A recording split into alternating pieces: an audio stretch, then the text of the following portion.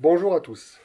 Aujourd'hui, une nouvelle vidéo que j'ai intitulée Pourquoi votre couple ne fonctionne pas.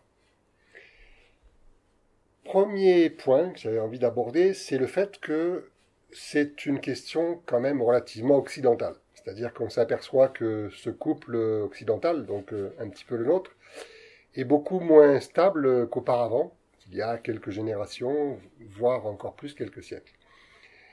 Et j'ai noté au moins trois raisons principales. D'une part, le fait que aujourd'hui le couple est fondé sur essentiellement la rencontre amoureuse. Ensuite, la question de l'individualisme. Et enfin, ce que j'ai appelé, qu'on va développer ensuite, la rencontre impossible. Premier point donc, le couple se fonde essentiellement sur la rencontre amoureuse. Ça veut dire que, notamment, le corollaire incontournable, c'est la question du désir. Or, cette question du désir est beaucoup moins stable que tous les critères autres qu'on avait auparavant, c'est-à-dire économiques, financiers, etc., etc.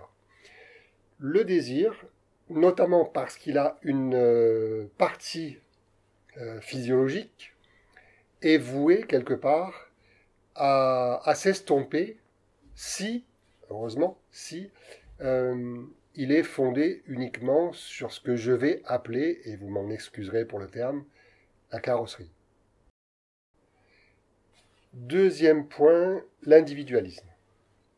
Une chose en préalable à savoir, cet individualisme se renforce systématiquement à chaque fois que l'environnement dans lequel se trouve le sujet devient plus confortable, moins inquiétant, etc. Donc ceci est vrai à l'échelle des générations, mais c'est aussi vrai à l'échelle d'une vie humaine et encore plus à l'échelle d'un couple. Donc j'ai envie de vous dire que par rapport à cette notion d'individualisme, le couple est forcément voué à, j'espère pas à l'échec, mais en tout cas à être en danger. Troisième point, ce que je citais tout à l'heure, et ce que j'ai appelé la rencontre impossible. Pourquoi impossible? La recherche, je dirais, fondamentale dans le couple de l'homme et de la femme est différente. À savoir que pour l'homme, il s'agit d'éviter une nouvelle forme de castration, d'enfermement, telle que celle qu'il a connue dans sa première expérience à l'autre, c'est-à-dire celle avec sa mère. Donc la crainte majeure de l'homme, c'est l'enfermement et donc quelque part l'engagement sur le long terme.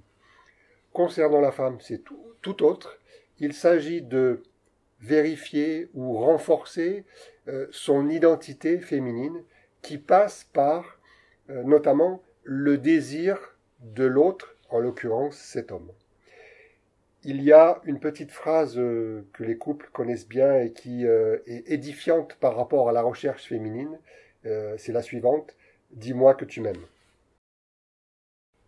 Et enfin, conclusion de cette vidéo sur le couple. Elle est finalement relativement heureuse quand même.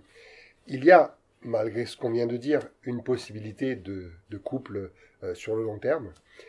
Pour cela, la recette est à la fois toute simple et pas forcément facile à mettre en œuvre. Il s'agit que chacun des deux membres investisse l'autre dans un maximum de choses et pas uniquement dans ce que j'ai appelé tout à l'heure la carrosserie ou l'esthétique. Plus il y aura d'investissements diversifiés, intellectuels, etc., tout ce qu'on veut, plus le couple aura une longue vie. Et enfin, n'oubliez pas, si la question vous intéresse, la formation EFPP, la page Facebook et puis la chaîne YouTube, l'ActuPsy. Merci à tous, à bientôt.